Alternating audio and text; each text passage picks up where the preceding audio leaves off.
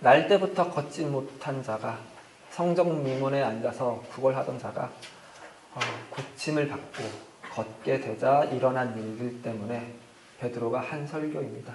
그 설교의 결론에 해당하는 부분입니다.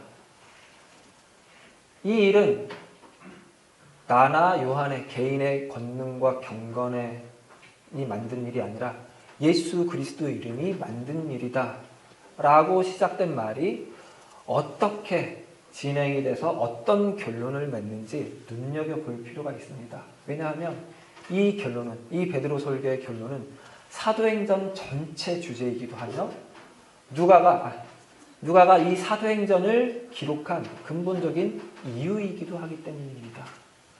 오늘 본문에서 이런 면, 사도행전 전체 주제를 발견하고 이 누가의 저작 의도를 발견하기 위해서는 먼저 쉽게 우리가 현혹되기 쉬운 것 두 가지를 이렇게 해치고 나갈 필요가 있는데요. 먼저 17절과 18절입니다. 다시 한번 같이 읽습니다. 형제들아, 너희가 알지 못하여서 그리하였으며 너희 관리들도 그리한 줄 아노라. 그러나 하나님이 모든 선지자의 입을 통하여 자기의 그리스도께서 고난받으실 일을 미리 알게 하신 것을 이와 같이 이루셨느니라. 이 형제들아, 너희가 알지 못해서 그랬고 너희 관리들도 알지 못해서 그런 거 안다. 이 말을 이렇게 오해하면 안 됩니다. 그래, 너네 몰라서 그랬지? 괜찮아. 몰라서 그랬으니까 용서받을 기회가 있어. 그렇게 들으면 안 됩니다. 그리고 또 하나는 너희 몰랐지? 그런데 내가 알려줄게. 나는 알았었어. 라는 식으로 너희 몰랐지? 하지만 우리는 알았어. 그래서 몰랐던 사람과 아는 사람의 구별이 여기서 발견되면 안 됩니다. 이 말이 형제들아 라는 말에 담겨 있습니다. 이 형제들아는 가족입니다. 같은 사람들, 동일한 사람들이라는 뜻입니다. 어떤 면에서? 몰랐던 면에서. 너네 몰랐지? 우리도 몰랐어. 그리고 성경 꽤나 안다고 말하는, 성경에 정통하다고 말하는 관리들도 몰랐어. 입니다. 그리고 이게 18절과 어우러져서 이런 말을 갖습니다. 하나님은 우리의 무지함에도 불구하고 우리가 인지하지도 못하고 이해하지도 못하고 인정하지도 못하는 일들에 대해서도 하나님은 당신이 뜻하신 일, 당신이 계획하신 일을 묵묵히 그의 계획대로 완전히 행하시고 이루시는 분이시다. 그렇게 하셨다. 그리고 그렇게 이루실 일을 알게 하셨다입니다. 그렇게 알게 하셨지만 하지만 아는 사람들은 아무도 없었다. 아무도 몰라봤다. 그래서 예수를 죽였다. 그래서 우리는 그 예수를 부인했고 배신했고 버리고 도망쳤다. 입니다. 그러면 하나님은 왜 알리셨을까요? 이렇게 아무도 모르는 걸, 결국 아무도 못 알아듣는 걸 왜 알리셨어요? 그 일이 된 일을 보고 나서, 다 그 일이 되고 나서 하나님의 뜻대로 계획대로 알리신 대로 되고 나서 보니까 이 일이 그 일이었구나 라고는 알게 하려고 알리신 것입니다.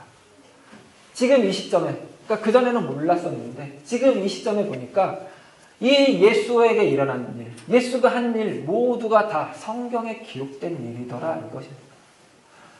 그래서 지금은 이렇게 드러난 일을 통해서 그 성경에 계획된 일들이 예수에게 이뤄진 일을 보고 나니 이제는 핑계댈 수 없는 일 아니냐. 몰랐다고 핑계댈 수 있는 일 아니다. 더 이상 그런 핑계 통하지 않는다. 몰랐다는 게 면죄부가 되지 않는다.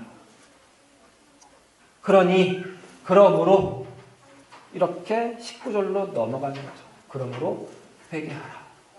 돌이켜라. 이렇게 되는 거죠. 그런데 여기서 또 하나 우리가 현혹되면 안 되는 것이 우리가 그동안 계속 신앙생활 해왔던 그 신앙생활의 그 주가 복음주의였기 때문에 신앙 실천을 강조한다고 그랬죠. 이 19절이 우리에게 가장 좋은 신앙 실천의 명제를 던져주죠. 명령을 주죠. 회개하라. 돌이켜라. 그래서 이게 마치 이 베드로 설교의 가장 최종 목적지, 가장 큰 주제인 것 같습니다. 가장 큰 결론인 것 같습니다. 이렇게 받아들이기가 제일 쉽고 또 좋죠. 이걸 실천하면 되니까. 그러나 이건 대단히 성경을 좁게 보는 안목이라고 그랬죠. 구원은 죽은 뒤에 천국에 가는 문제 정도로만 축소해서 구원을 인식할 때 가장 좋은 신앙 실천 방법이 회개하는 것, 돌이키는 것. 그래서 내 죄를 낱낱이 고백하고 다 고백해서 죄사함을 받았다고 믿고 그래서 죄책감을 덜어내는 것. 이게 신앙생활의 전부인 것이죠. 그러나 우리의 신앙생활은 그것보다 훨씬 더 크다고, 우리는 그것보다 훨씬 더 큰 안목을 가지게 되었다고 계속해서 우리 봐왔죠. 회개는 돌이키는 것은 그저 그런 정도의 것이 아니라고 그랬죠. 구원이 그런 정도의 것을 넘어서기 때문입니다. 회개는 뭐라고요? 말 그대로 돌이키는 것.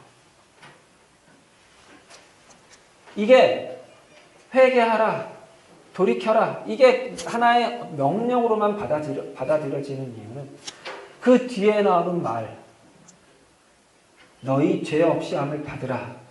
이 말이 이 회개하고 돌이키는 것을 통해서 우리가 받는 것으로 생각하기 때문입니다. 그러니까 죄 없이 함을 받는 것의 전제 조건이 회개하고 돌이키는 것이라고 생각하기 때문에 이 문제를 계속해서 집착하는 것이죠. 그러나 이 죄 없이 함을 받으라는 말이 원어상으로는 조금 더 원어에 거칠게 해석을 하면은 너희 죄에 지워졌음을 향하여 라는 뜻을 가진다는 사실을 알면 양상이 달라집니다. 지워졌음을 향하여.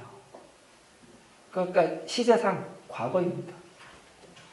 회개하라, 돌이켜라는 현재에 주어지는 명령인데 우리가 그 결과 따라오는 것처라고 생각했던 것은 오히려 과거입니다. 이미 주어진 것이라는 거죠. 이미 된 일이라고요. 죄 없이 함. 그러니까 여러분 칠판에 쓴 걸 이렇게 지우는 장면 생각하시면 딱 좋아요. 깨끗하게 지워진 거. 근데 그게 이미 이루어진 일이라고요. 이미 이게 다 된 상태에서 회개하고 돌이키라고 하는 거라고요. 그러니까 회개하고 돌이키는 건 우리가 해야 해서 이걸 해야 이 다음 걸 얻는 조건, 전제 조건으로 주어진 게 아니라는 거예요.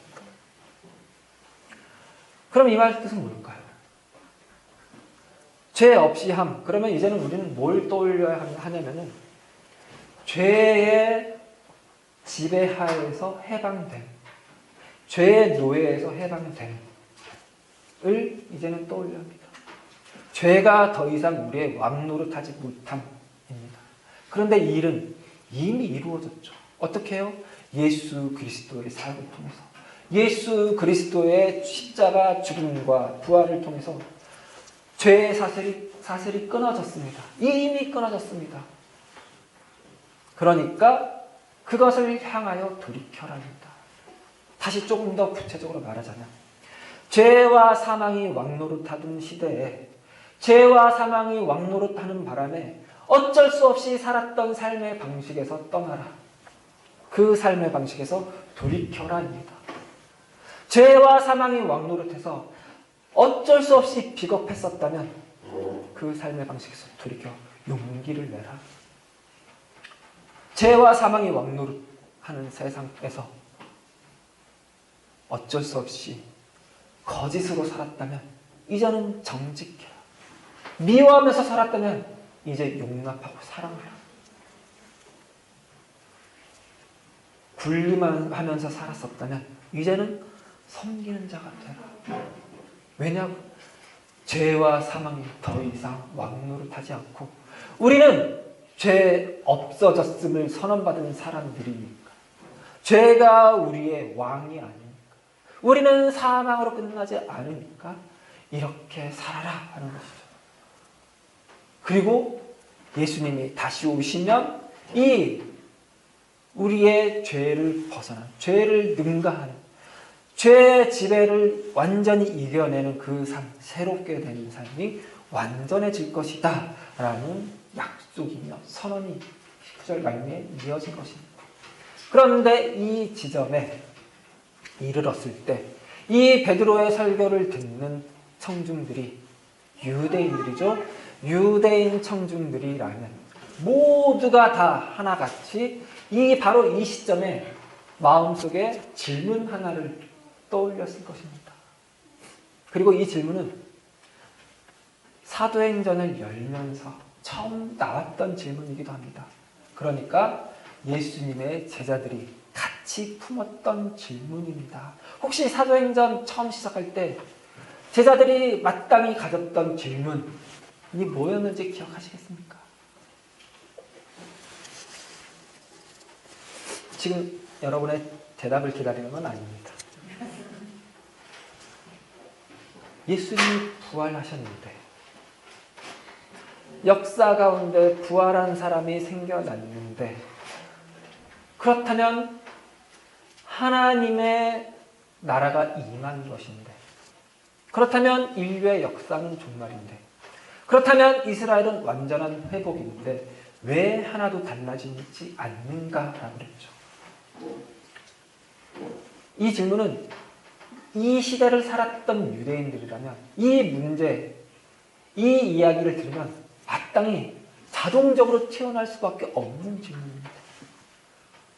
그러면 왜 예수님은 그 그리스도인 것이 확실해진 예수는 빨리 오지 않고 아직까지 미적미적거리는가 합니다. 빨리 와서 이스라엘 회복하면 되지 않겠 빨리 와서 이 부조리함, 이 불의함,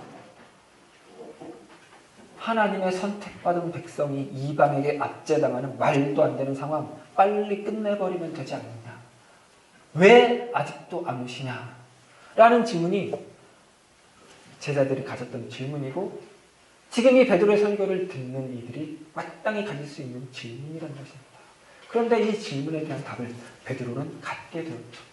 이제 그 답을 베드로가 제시하는 것입니다. 20절, 21절에서 그 답이 시작이 되는데요. 같이 한번 읽어보겠습니다. 또 주께서 너희를 위하여 예정하신 그리스도 곧 예수를 보내시리니 하나님의 영원 전부터 거룩한 선지자들의 입을 통하여 말씀하신 바 만물을 회복하실 때까지는 하늘이 마땅히 그를 받아들이라. 하늘이 마땅히 그를 받아들이라. 이 말은 여기서 이 하늘은 어떤 걸 떠올리시면 되냐면요. 예수님이 하늘로 올라가셨더니 구름이 예수님을 가렸다고 그랬죠. 그러니까 예수님이 하늘 저 높이 저 멀리 우주 건너의 개념이 아니라 하늘로 갔더니 구름으로 가려서 그러니까 구름이 없어지면 예수님이 계신 곳이 보이는 그런 상태를 말한다고 그랬죠. 그 하늘입니다. 구름으로 가려진 하늘. 그 하늘에 예수님이 계셔야 한다고요. 언제까지요? 만물이 회복될 때까지. 이게 또 무슨 소리예요? 예수님이 이 땅에 오셔서 십자가에서 죽음을 당하시고 부활하심으로 하나님의 모든 뜻과 계획이 완성이 됐죠. 하나님의 뜻과 계획은 만물을 회복하는 것이라고요. 하나님이 태초에 지으신 그 상태로 그 목적대로 회복하심을 위해서 예수님이 오셔서 십자가에 달려 죽으셨어요. 그런데 예수님은 다 이루셨다고 하면서 죽으셨죠. 그리고 부활하셨죠. 다 완성이라고요. 다 회복이 됐다고요. 그런데 만물이 회복될 때까지는 예수님이 하나님 우편에 구름으로 가려져서 보이지 않는 그 하나님 나라에 계시겠다. 이 말은 또 무슨 말인가요?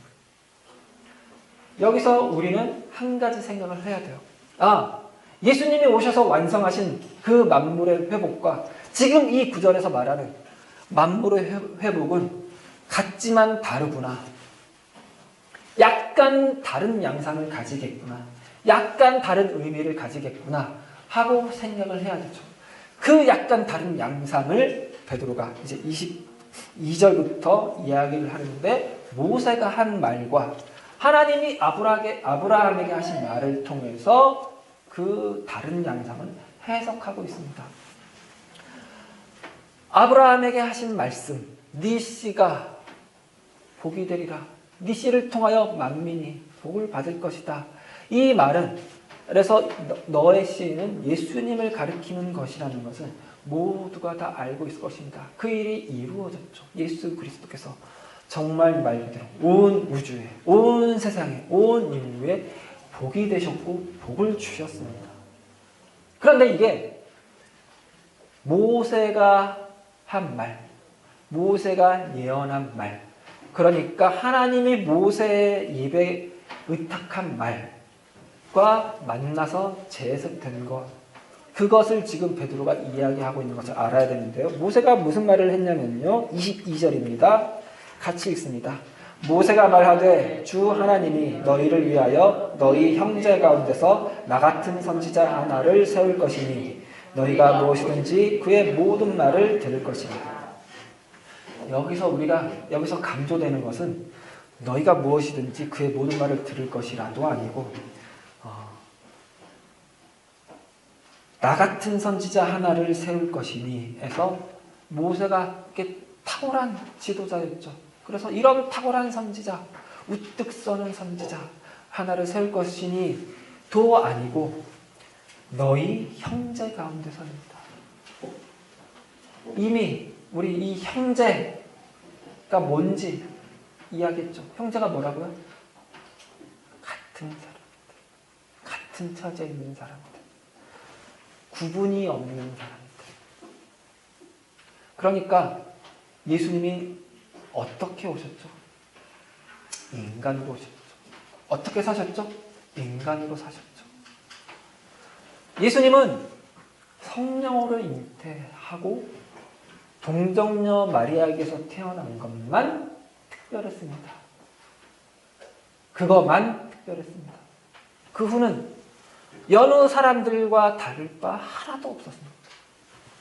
마리아가 출산할 때 예수님이 배를 찢고 나와서 천상천하 유아독전 그런 말 하지도 않았습니다. 그냥 다른 아이들 태어나는 것처럼 마리아는 출산의 고통을 느꼈을 것이고 그렇게 힘들게 태어난 아기를 엉덩이를 때려서 예수님이 하나님을 찬양한 것이 아니라 응애 했습니다. 그리고 그 아기 예수를 위해서 마리아는 밤낮으로 기저귀를 갈아야 했을 것입니다. 지금은 하기스가 있어서 편하지만 그때는 천이었으니 그 기저귀 빨래하느라 마리아가 얼마나 힘들었겠습니까? 그렇게 예수님은 보통 평범한 아이처럼 자라고 평범한 아이처럼 살았습니다. 그리고 성인이 돼서 도 평범한 사람들처럼 밥을 먹어야 했고 잠을 자야 했고 그렇게 살았습니다. 그렇게 살다가 하나님 나라를 선포하면서 다녔죠. 그때도 여전히 예수님은 밥을 먹어야 했고 잠을 자야 했습니다. 피곤하면 조금 더 잠을 자야 했죠. 그러다 십자가에 달렸죠. 십자가에 달려서 극심한 고통을 당하자. 다른 고통당하는 사람들처럼 그 고통이 그에 달하여 그만 죽고 말았습니다. 이게 예수님이 산 생애입니다. 그러니까 너희 형제들 가운데, 이 말은 옆집의 아무개처럼입니다. 그러니까 우리나라식으로 하면 옆집 철수를 선지자로 세울 것이다. 이런 말과 다름없습니다. 지금 베드로는 다른 이 예수님에 대한 예언들, 많은 말씀들 가운데 유독 이 모세를 통하여 예언된 이 말을 인용함으로써 예수님이 평범한 인생을 사셨다는 것을 강조한 것이죠. 그걸 강조한 이유는 26절을 보면은 조금 더 확실하게 알 수 있습니다. 26절 같이 읽습니다. 하나님이 그 종을 세워 복주시려고 너희에게 먼저 보내사 너희로 하여금 돌이켜 각각 그 악함을 버리게 하셨느니라. 아직은 모르겠죠. 이 말을 알려면 창세기 18장 18절 19절을 좀 살펴볼 필요가 있습니다.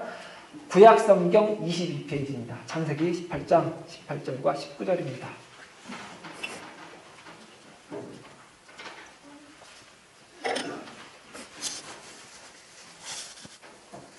하나님이 아브라함을 불러서 아브라함에게 복을 주시기로 하신 이유가 설명이 되어 있습니다. 성경 맨 앞에부터 시작하면 22페이지입니다. 창세기 18장 18절과 19절입니다.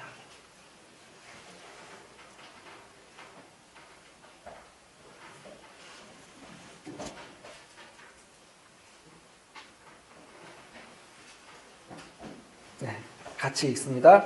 아브라함은 강대한 나라가 되고 천하만민은 그로 말미암아 복을 받게 될 것이 아니냐. 내가 그로 그 자식과 본속에게 명하여 여호와의 도를 지켜 의와 공도를 행하게 하려고 그를 택하였나니 이는 나 여호와가 아브라함에게 대하여 말한 일을 이루려 함이니라. 그러니까 하나님의 계획은, 하나님의 목적은 아브라함이 강대한 나라가 돼서 다른 나라를 지배하는 것이 아니라 천하 만민이 그 일 때문에 복을 얻게 하겠다입니다. 그것을 위해서 아브라함의 자식과 본속은 하나님의 도를 지켜서 의와 공도를 행하고 그것을 통해서 하나님이 아브라함에게 대하여 말한 일을 이룰 것이다. 그러니까 아브라함의 자손들이 의와 공의를 행할 때 천하 만민이 복을 얻게 될 것이다. 이런 뜻입니다. 이 말이 26절에 이렇게 담긴 것이죠.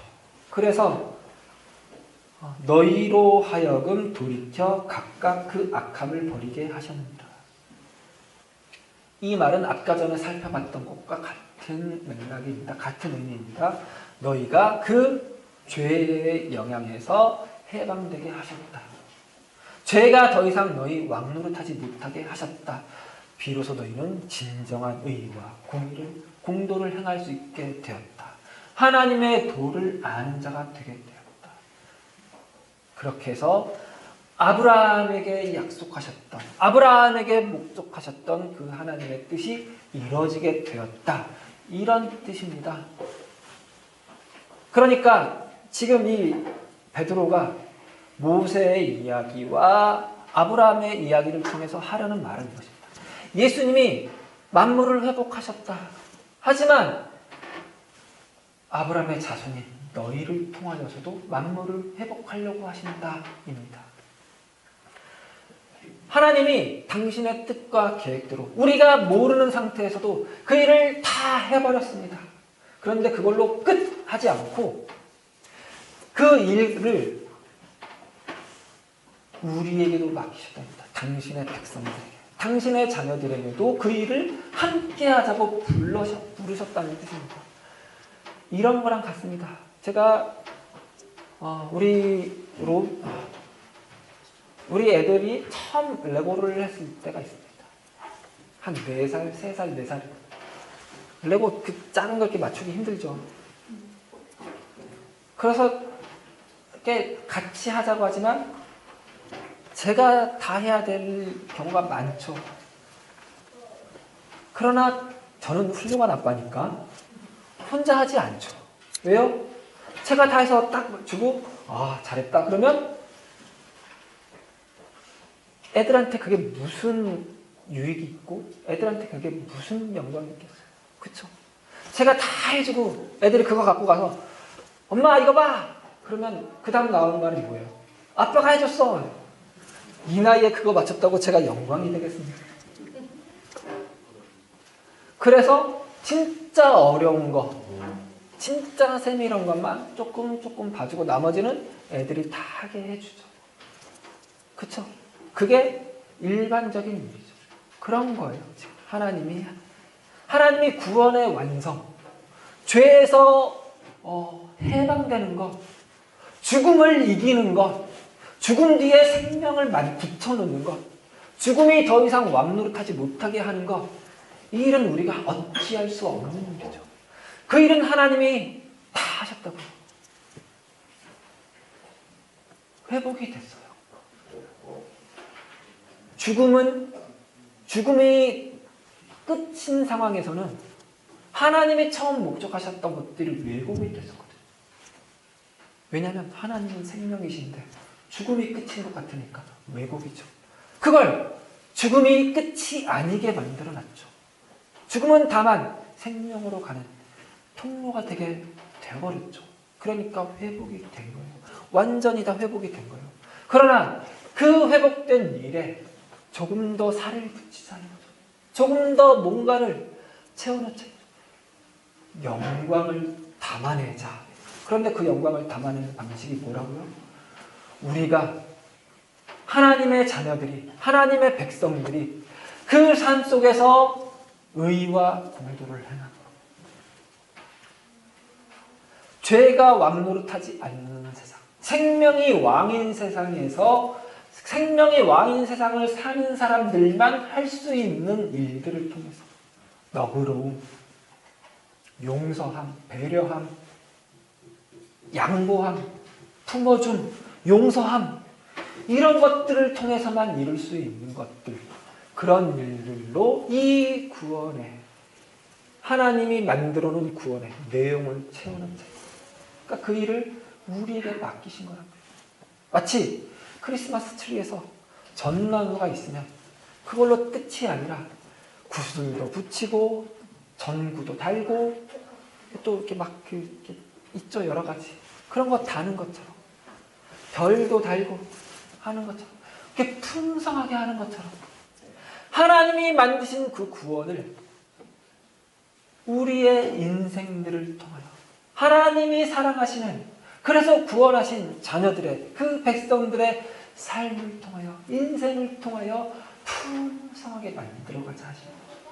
그 일을 위해서 예수님이 하나님 우편에서, 구름이 가려진 하늘에서 참고 계신다고요. 미루고 계신다고요. 우리에게 그 영광을 나눠주려고. 하나님, 이렇게 했습니다.